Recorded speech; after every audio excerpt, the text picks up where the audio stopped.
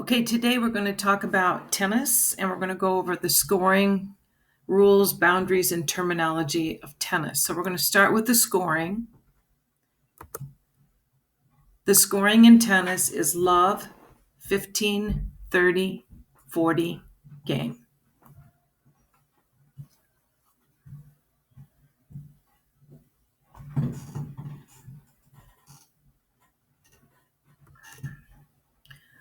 Deuce is a point when the score is tied at 40 all. This is called deuce, which means two. And one of the teams must score 2 points in a row after the deuce point. So this is how you move through a deuce point. If the serving team wins the point after deuce, it is called add in or advantage in, just meaning that they now only have to win the next point to win the game. If the receiving team wins the point after deuce, it is called add out or advantage out, meaning the receiving team only has to win the next point to win. If the team with the advantage doesn't win the next point, the score goes back to deuce. And the score may go back to deuce in a limited amount of times.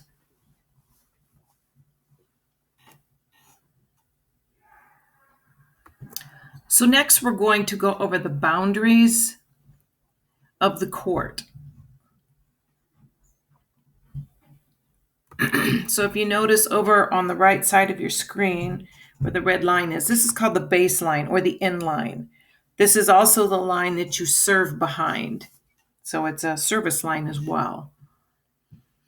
Then over on the left side of your screen, I'm pointing to that little, it's like a little notch there.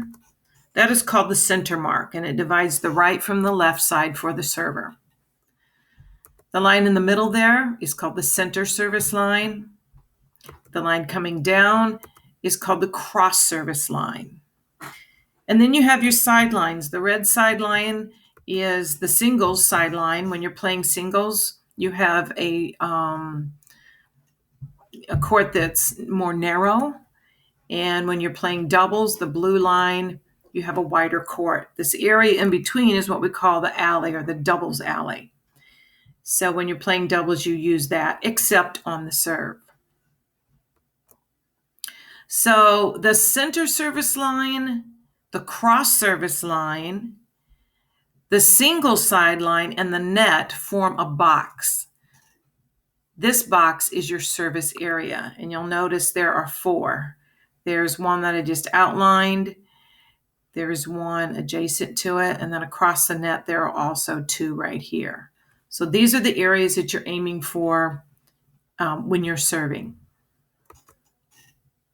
So for example, let's look there at the center mark. So if you are facing the net and you move to the right of that mark, then you are serving cross court into this box. That's your service area. After the point, and either team can score a point,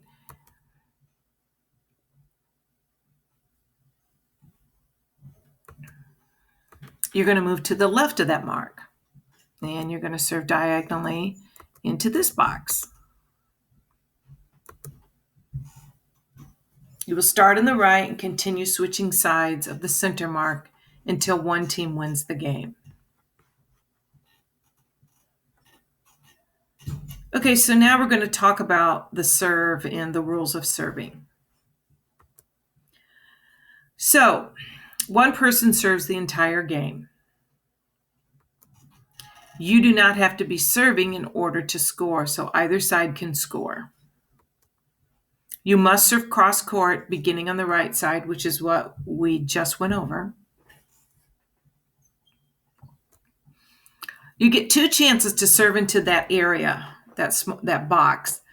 If you miss it one time, it's called a fault. If you miss it twice, it is called a double fault, and now your opponent receives a point. If the serve hits the net, the top of the net, but it goes into the service area, it's called a let serve. And the serve is replayed. It is not considered a fault. And finally, it's important to note that the returner of the serve or the receiver of the serve is not allowed to volley the serve. It must bounce in the box.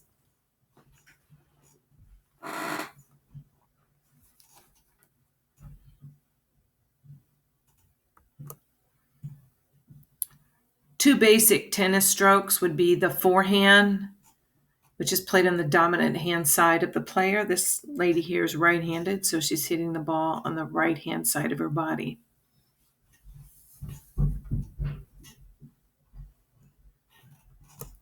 Then we have the backhand played on the non-dominant hand side. So if you're a right-handed player, the backhand would be your left side. There are two ways to perform this skill. There's a one-handed backhand,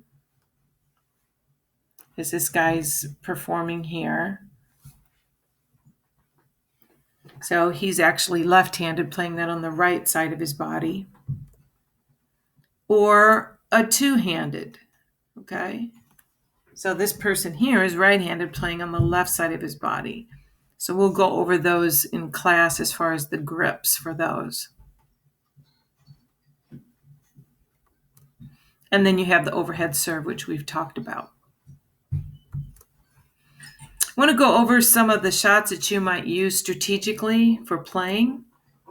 First, you have your ground stroke, which is probably the most common. It travels from baseline to baseline, and it's low and deep in the court, low over the net and deep in the court. So you're trying to push your opponent deep or even off the court. You could then follow that up with a drop shot that travels just over the net. It's used when the opponent is deep in the court. Then there's the volley, hitting the ball before it touches the ground. Which, so it'd be like if you run to the net and you volley the ball in the air instead of let it touching the ground, which is illegal on the serve, but it's legal any other time. Then next you have the lob shot. It travels high and deep to the baseline. So if you have an opponent that comes in to volley, you would use the lob shot to go over their head behind them. So now they have to turn around and try to get your lob shot. And then the last one is the smash. It's contacted above the head and driven straight down. This would be kind of like a spike or a kill in volleyball, used to terminate the point.